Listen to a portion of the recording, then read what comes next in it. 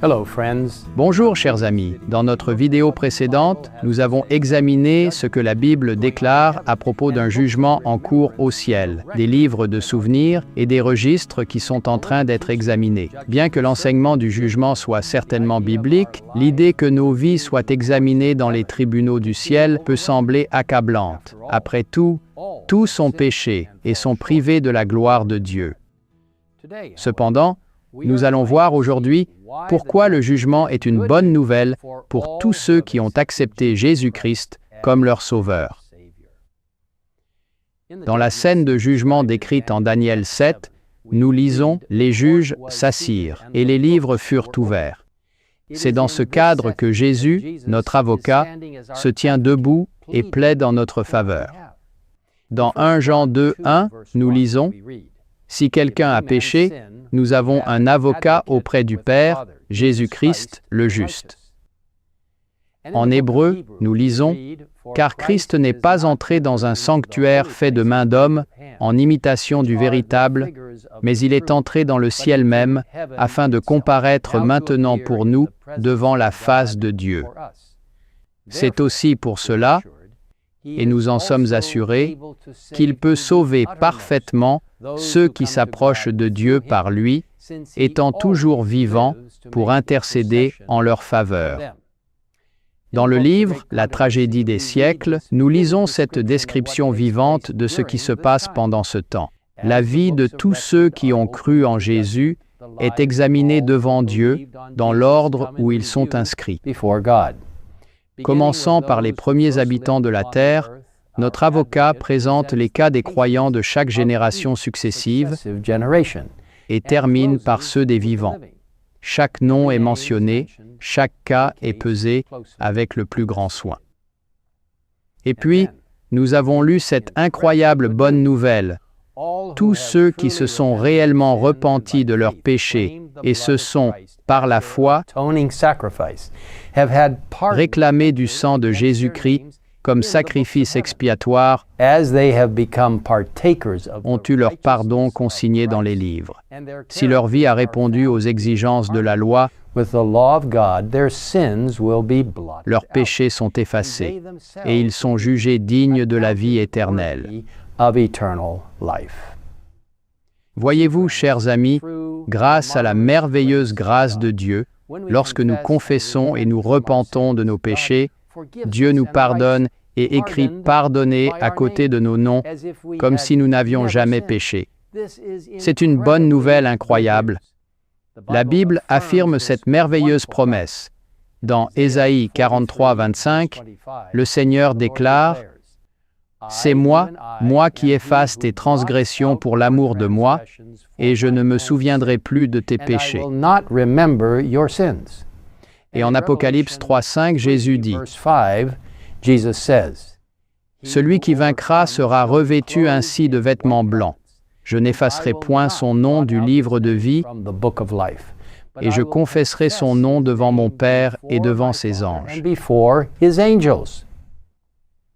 Cependant, alors que Jésus plaide en notre faveur, Satan nous accuse devant Dieu, lui rappelant que nous sommes des pécheurs.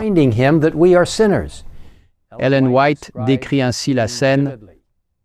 Le grand séducteur s'est efforcé de leur inoculer le doute et la défiance à l'égard de Dieu, de les séparer de son amour et de les pousser à transgresser sa loi. Mais maintenant il souligne, dans le dossier de leur vie, leurs défauts, leur dissemblance d'avec Jésus.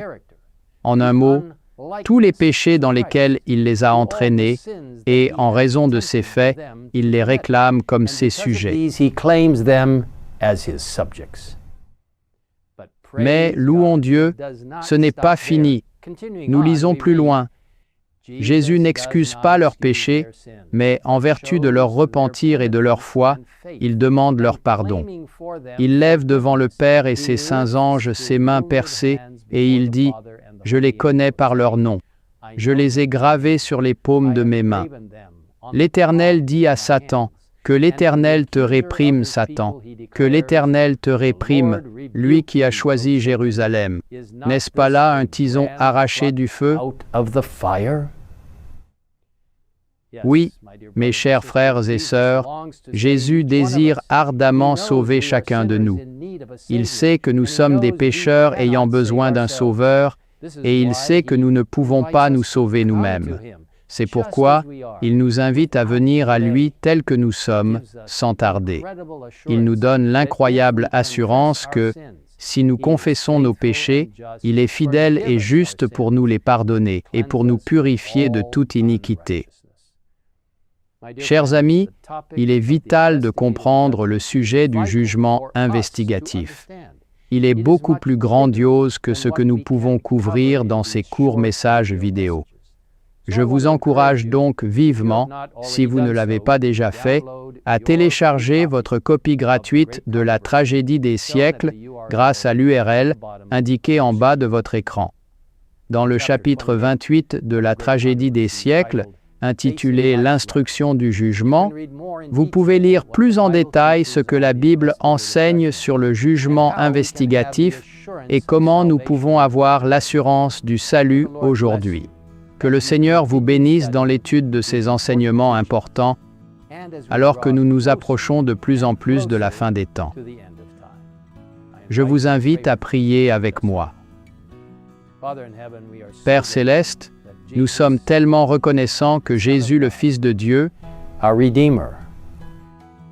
notre Rédempteur, qui nous justifie et nous sanctifie, et qui travaille en nous pour devenir de plus en plus comme lui, est celui qui plaide notre cause devant toi. Nous te remercions pour le pardon reçu par le sang de Jésus-Christ qui a été versé et pour sa grâce. Merci de nous permettre d'affronter le bilan de notre vie, car nous nous plaçons entièrement entre les mains de Jésus. Merci de nous écouter dans cette prière. Dans le précieux nom de Jésus-Christ, notre Sauveur, nous te prions. Amen. Amen.